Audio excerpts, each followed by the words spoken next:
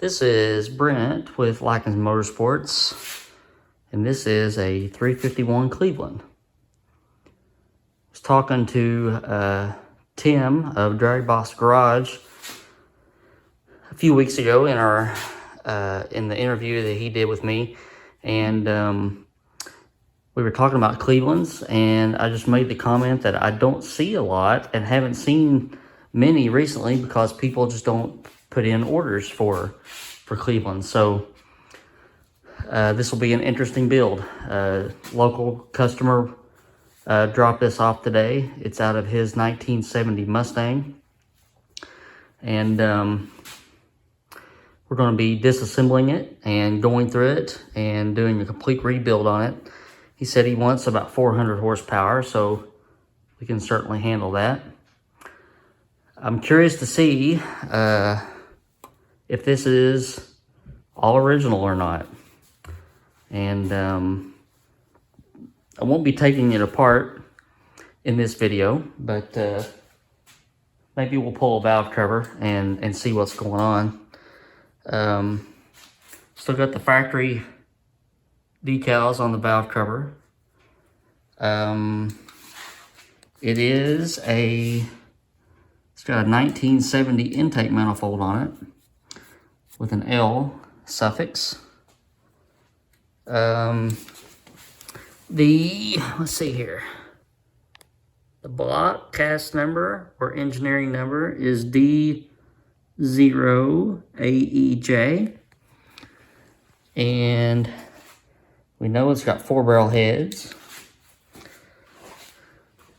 So I just got it up on the engine stand. And this won't be a lengthy video, just wanted to do an introduction.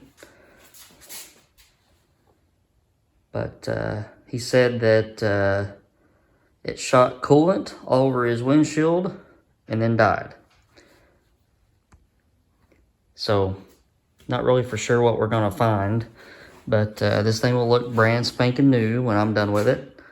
And have a feeling we'll meet his 400 horsepower requirements.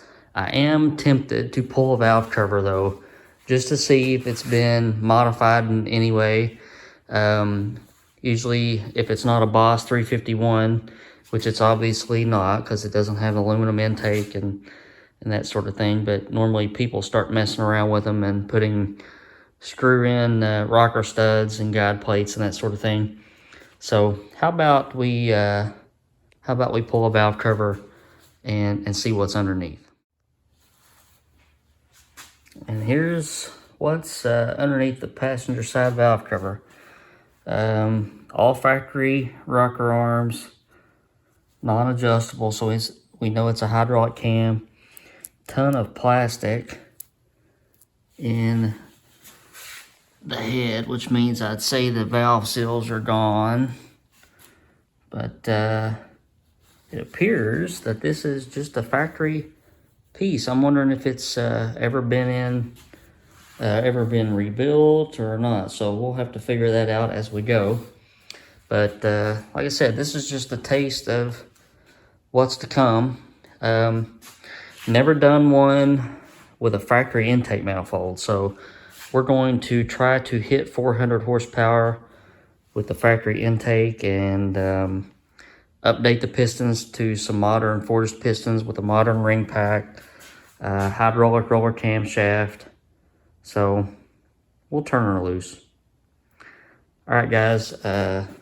Don't see a lot of Clevelands on the channel, so you'll want to subscribe, and so that you don't want to miss out, so you won't miss out on what's coming down for this guy. Got quite a few ahead of him.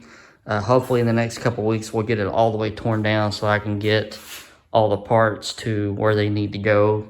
Crank to the crank grinder, the block and the heads to my machinist and that sort of thing. So stay tuned for all that. Got a ID badge here. 351 Cleveland. We knew that. Don't know much about these badges. A lot of my stuff doesn't use factory badges, but I don't know. What's factory rating on the horsepower for a 1970 351 Cleveland? I'm thinking it's like 265 or something like that. Looking forward to it. All right, guys. Hope you're having a good weekend.